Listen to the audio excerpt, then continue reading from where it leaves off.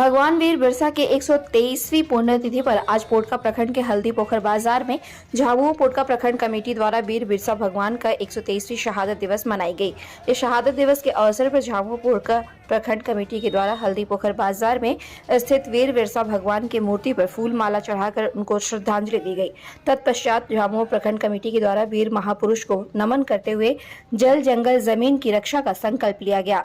वहीं झाबुआ प्रखंड कमेटी के अध्यक्ष सुधीर सोरेन ने कहा कि बिरसा मुंडा अपने कुशल नेतृत्व क्षमता और अपने दृढ़ इच्छा शक्ति के बदौलत अंग्रेजों के साथ उलगुलान किया। उन्होंने 25 वर्ष की उम्र में देश के लिए अपने जीवन को कुर्बानी दी थी। इस मौके पर झाबुआ पोटका प्रखंड कमेटी के अध्यक्ष सुधीर सोरेन, उपाध्यक्ष अब्दुल रहमान, सचिव भुवनेश्वर सरदार, झारखंड आंदोलनकारी बबलू चौधरी समेत झाबुआ के कई कार्यकर्ता उपस्थित थे।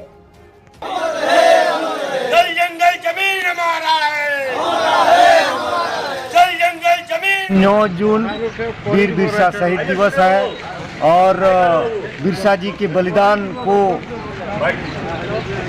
प्रेरणा लेते हुए जल जंगल जमीन की रक्षा की संकल्प आज लेते हैं हम लोग। इसी के साथ उलगुलान।